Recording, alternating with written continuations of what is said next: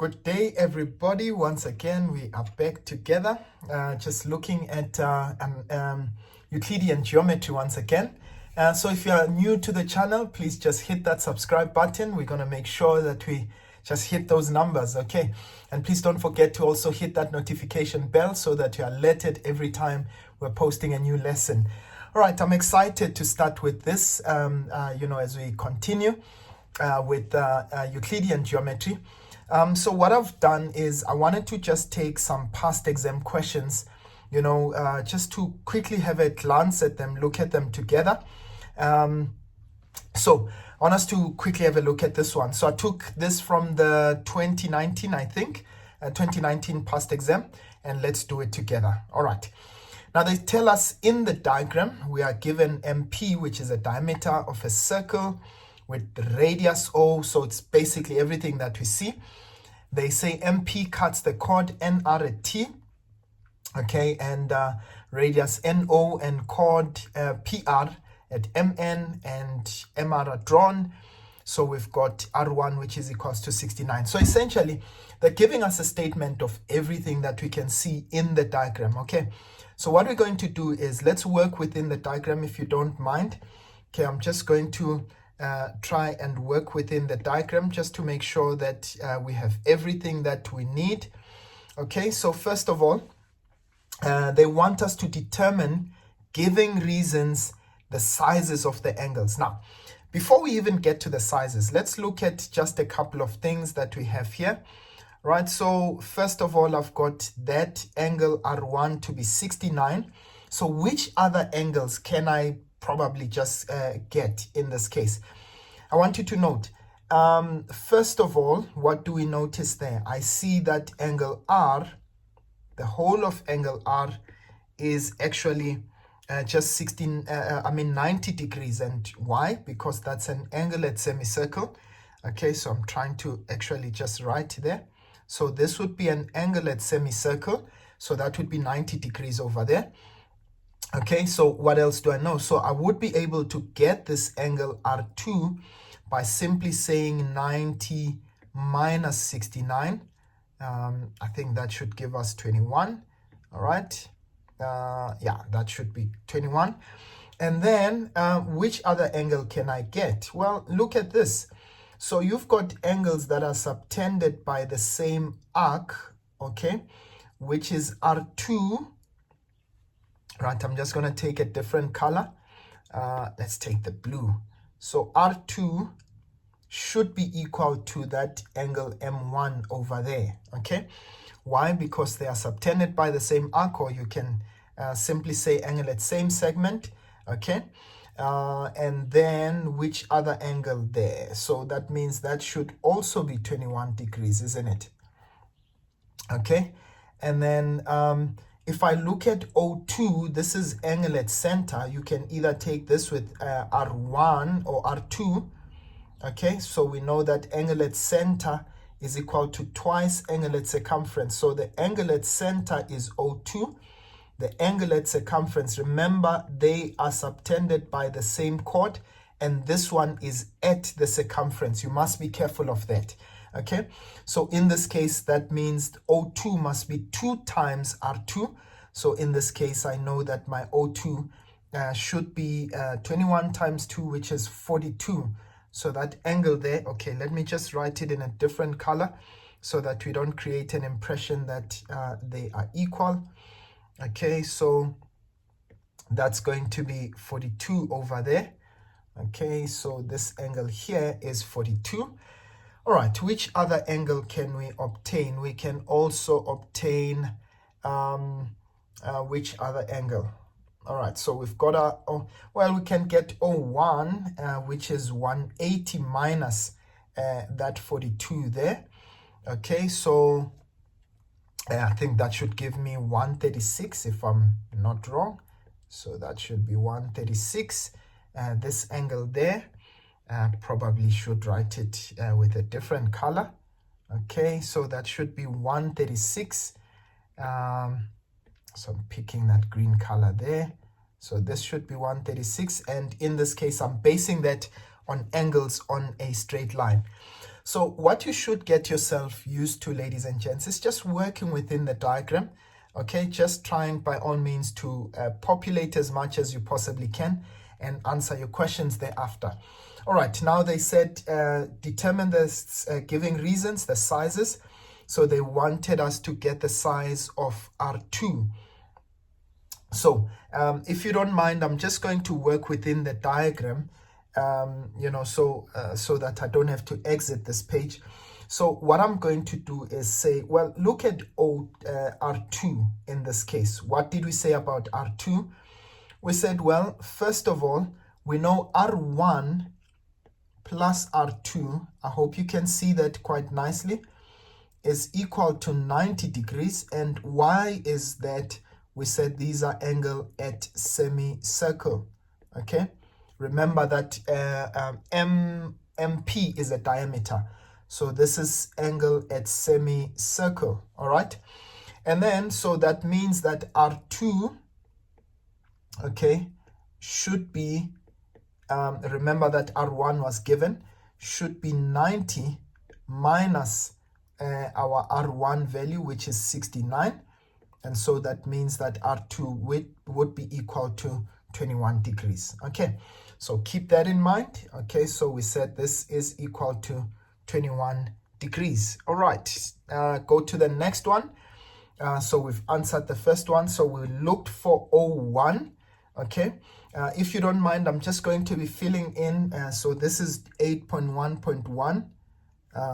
Okay, let me just write it in the green. 8.1.1, and then we're looking for angle O1. And what did we say? Well, we said R2 should be equals to, in this case, or rather, let's say O2. I'll write this in blue. So that's 8.1.2, that is. So we know that O2 is equal to 2 times R2. Already have the value of R2, but what's the reason for that? Remember, we said angle at center equals to 2 times angle at circumference or circle.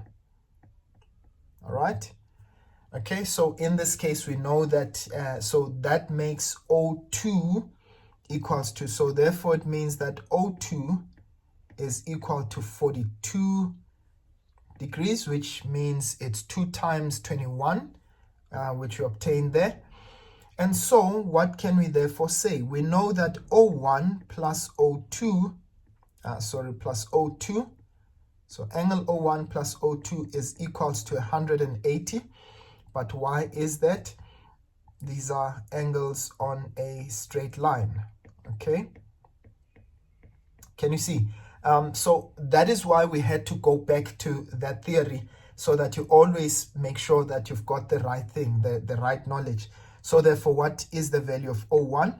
So therefore, it means that O1 would be 180 minus that 42 there. And so that means that O1 would be 136 degrees. Okay, so we are right on track. Sorry that I'm just trying to get everything into this one diagram. I'm trying to work within the diagram. Hopefully you can follow on. Okay, please just let me know on the comments if that's perfect for you. Okay, so now we've got the value of O1 as 136 degrees. Then they ask us to determine the value of M1. I mean, M1 would have been quite simple to obtain because remember they are subtended by the same arc in this case. So R2 should be equal to M1. Okay, so M1 should be equal to R2, which is equal to 21 degrees. And in this case, why would that be the case? All right, because in this case, they are subtended by the same arc, or you can just simply say angle at same segment. Okay, segment. All right, so keep in mind, ladies and gents, remember every single time that you are answering questions, it's always important to have all your theorems at the back of your mind, right? So that's why we had to go through, all the theorems, just master them and make sure that you can answer the questions. All right, and then the last one, they say, they say calculate the value of M2, that is, if it is further given that NO is parallel to PR. So NO parallel to PR, so let's try and find that there. So it means NO is parallel to PR, so there they are. So if I look at it, I see that this angle over here, okay, angle O2 is equal to angle P, that's alternating angles, all right? So those two angles are equal. And so you look at triangle MPR, that's a triangle. I already know that this value here is 42, and I know this one, R, is 90, and so we can find the value of M2. So let's do that quickly, okay? So they told us that NO is parallel to PR in that case. So it means that O2, angle O2 should therefore be equal to angle P. All right, and why is that? We've got alternating angles, all right, and then we said in triangle, now I'm telling the examiner, in triangle MPR, okay, I know that angle M2 plus P plus angle R are equal to 180. We know this is sum of angles. These are angles on a triangle, all right? And so what does that do? In that case, it means that M2 should basically be equal to 180 minus, in this case, 42, and subtract that 90 degrees there. Or you could have simply said it's 90 minus 42 in that case, okay? And what do we obtain from that? So that's 90 minus 42. See, I'm lazy too. So that's 48. So it means that our angle there, okay, should be 48 degrees. So this angle is 48. So to answer that question, it means that angle M2 is actually 48 degrees. All right, ladies and gents, and essentially that is how you would answer these kind of questions.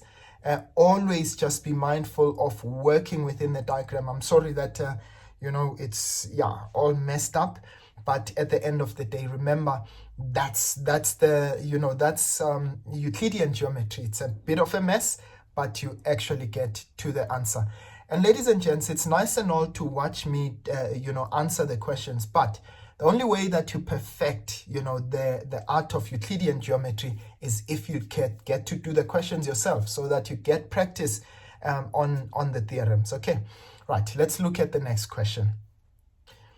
All right. Once again, let's look at the second example, also sourced from another past exam question. All right. So quickly, just to have a look at this one. So what we want to do is to look at what information we have first, fill in as much as you possibly can, and then only answer the question. So they told us that in the diagram, PQRS is a cyclic quad. So what I would want to do, I would want to actually just note that cyclic quad there, because then I can exploit, so that's PQRS. There it is over there. Okay, that's my cyclic quad. So obviously I know that there are properties of a cyclic quad that I'd want to exploit. Okay, and then they told us that K is a point on RS. Okay, K is a point on RS, so they're telling us it's a straight line there. Okay, and W is a point on the circle such that QRKW is a parallelogram Okay, so again, we've got a palm there, all right, which is that guy in the blue there. Okay, those are the parallel sides of our parallelogram. Okay, and they tell us that, okay, they intersected U, and PST is 136 and Q1 is 100. Now let's go for it quickly. Right, now they say to us, determine with reason. Okay, let's start with 8.1.1. Determine with reason the size of R. Now if we look at R, because we are dealing with the parallelogram there, I know that what happens there, the opposite sides, or rather, remember when we've got two parallel lines, in this case, if we've got those parallel lines, what do we know about the angles inside? They are co-interior angles, right?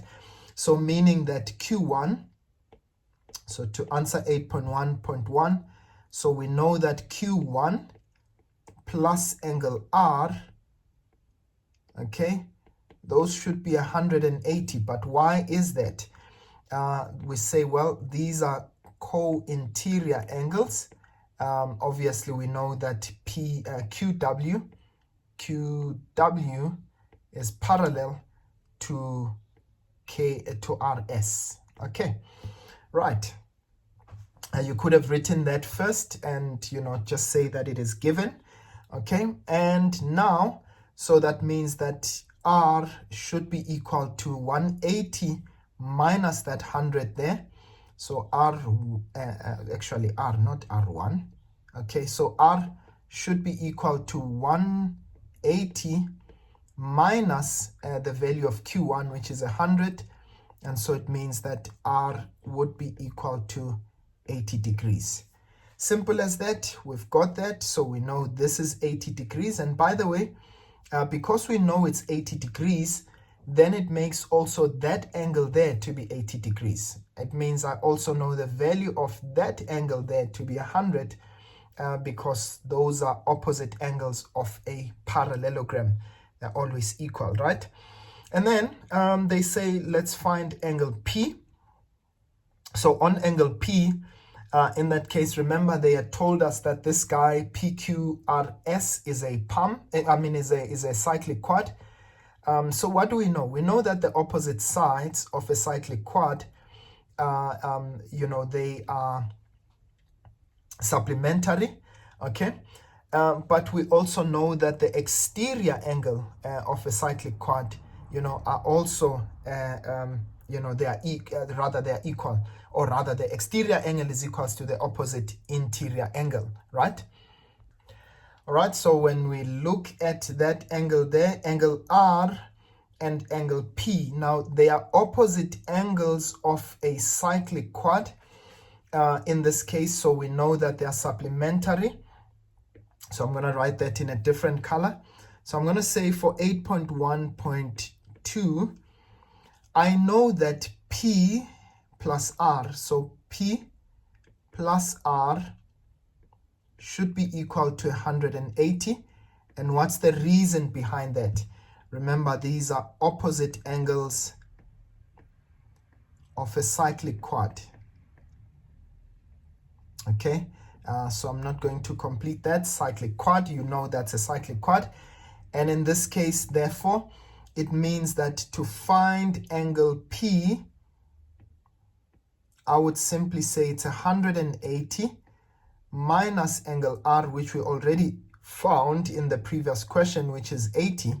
So it means that angle P should also be equal to 100 degrees. Okay, right, I hope that makes sense over there. So I already know that this angle here, let me just do that in red. Okay, that should also be 100 degrees. Okay, so that is what happens when we've got opposite angles of a cyclic quad. Okay, so now let's go for the next one. They say now we need to find PQW. So PQW, let's do that in yellow. So that's PQW. So we're looking for that angle over there. Okay, Now, what I'm simply going to do, ladies and gents, is just remind ourselves. Let me just pick another color. Let me take purple, right? When I look at that angle there, 136, okay? Remember that the exterior angle of a cyclic quad is equals to the opposite interior angle. So where's the opposite? So here's my cyclic quad. There's my opposite interior angle. So it means that when I look at 8, so that's 8.1.3. So when I look at angle S2,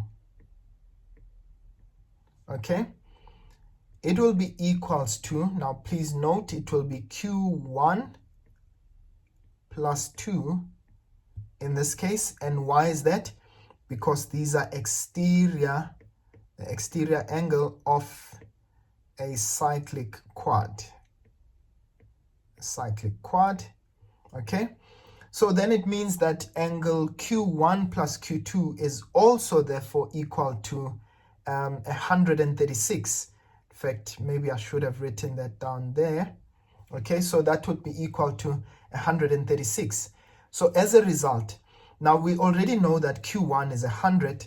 So therefore it means that Q2, which is that PQW, so Q2 would be 136 minus Q1, okay, minus Q1. So this is 136 minus that 100, and so that would be equal to 36 degrees. So we know that the value there should actually be 36 degrees. Okay, let me try and fill in all the other answers as well. Okay, so we said angle R, that was 80 degrees. We gave the reasons. Angle P, that was 100 degrees. We said that's 100. Okay, we've given the reasons over there. All right, and we said PQW is 36. And then for the last one, they say to us, calculate the value of U2. Okay, when I look at U2, let's see quickly. So U2 would be this guy over here. All right. Now I've got parallel lines. I'm sure that you already can see that, right? I've got parallel lines in this case, and I've got a transversal. Remember, they told me that this guy is a straight line. So what I'm simply going to do is that for my parallel lines, these guys over here in green, okay? So I know I have corresponding angles. So this guy here, okay, S2, should be equal to that angle there, which is U, right? Angle U. But in this case, we also know that, that would be, they'd be vertically opposite. Alternatively, what you can do is find the angle S1. That would be 180 minus 136, okay? In fact, I think, yeah, so that's 180 minus 136. So my lazy self, so that would give me 44. Okay, so that angle there is 44. And what we can do is just use alternating angles, okay, to find that. Okay, so we can use those alternating angles to find, so that means that would be 44, okay, that's U3, but then obviously angles on a straight line in that case would make this guy over here 180 minus 44, and it would give you 136. Okay, so I don't know which option you want to go for. Okay, so you can take that first option and say, look, you've got S2 equal to, I don't know whether to call it U4, PUW, okay, and in this case they are corresponding angles. Corresponding angles, because PW is parallel to RS, okay, or RT, right? And in this case, it if I take U2, but U2 is equal to PUW, PUW. Okay, let me just remove that there. So this would be equal to PUW, all right? And we found out that that is equal to S2, and we know S2 is 136. So it means, therefore, U2 should be also equals to 136. Oh, sorry, I didn't write the reason for U2 being equal to PUW there. So it's those ones over there. Let me just remove that. You know, that yellow. Okay, let me try to get that there. So this angle here, PUW, should be equal to that angle there, U2. And the reason for that is that they are vertically opposite, okay? And I'm quite certain as I do this, you probably are able to see other ways you could have actually got into the same answer, okay? So in that case, therefore, it means that U2 can't or is equal to, therefore, 136 degrees. Of course, that's one way of doing that question. Of course, you could have, you know, maybe there are other ways. You can just put them up on the comment section, right? And let me know, look, we could have exploited this, that, or the other. All right, so that is how we are going to answer questions on Euclidean geometry. Ladies and gents, I hope that you are able to follow what we're doing, and you know that it's helping you in a way to also, you know, answer questions on Euclidean geometry.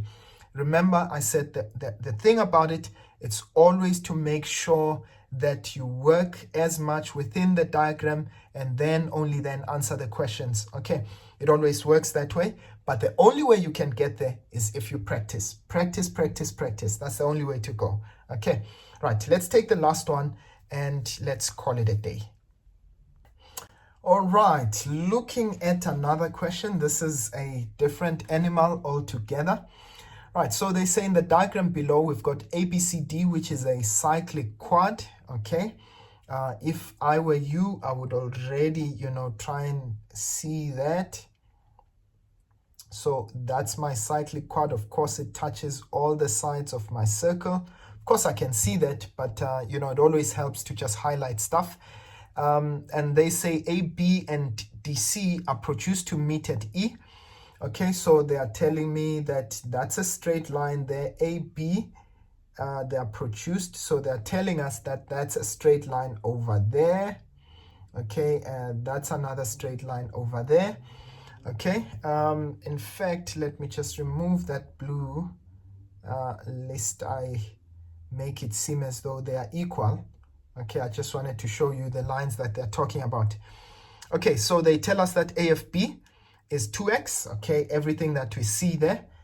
There's that angle F, and they're telling us that angle is 2x, DAX is 3x, and AED is x. All right, so those are the angles that they're giving us there. Right, now they say determine, giving reasons, the value of x. All right, so now we would need to work within this diagram to find out what the value of x is, right? So let's try and use, you know, I can see I've got angles of a cyclic quad there. So they gave me that to be 3x. So that means, where's the exterior angle? So that means this would also be 3x, because that's an exterior angle of a cyclic quad. Okay, so that would make this 3x as well. Okay, they are vertically opposite. Okay, and in this case, what else? If I look at, now I want you to think about it.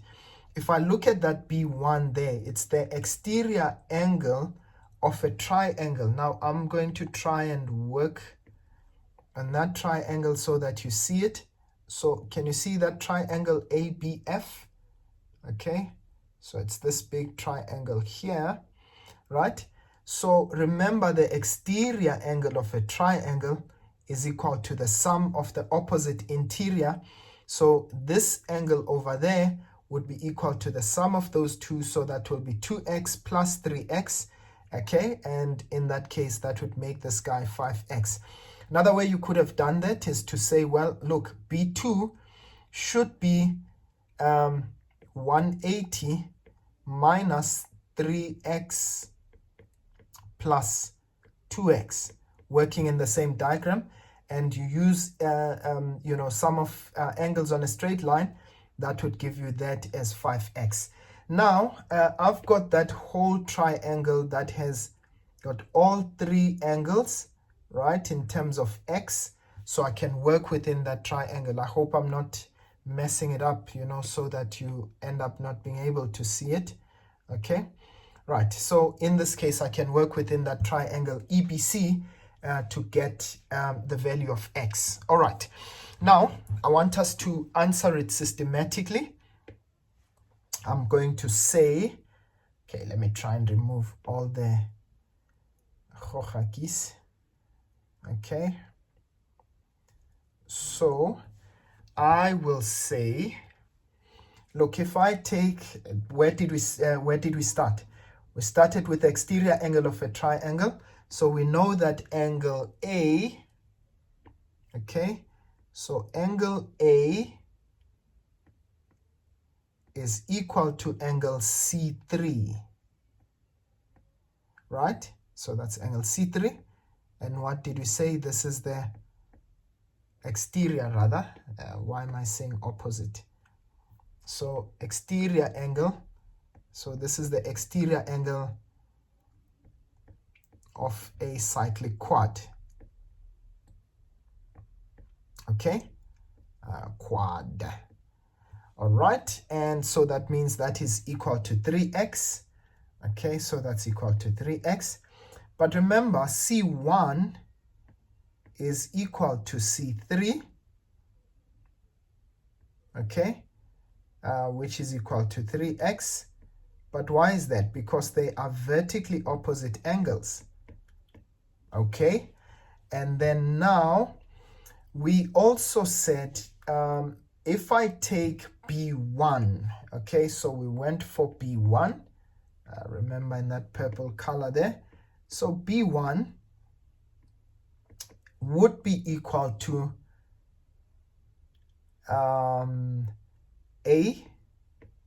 angle A plus angle, that's angle F. All right, so that's angle F. So in this case, remember those two angles, angle A is 3x and angle F is 2x. And as a result, both of them give us 5x. But why is that? Again, this is the exterior angle of a triangle, right?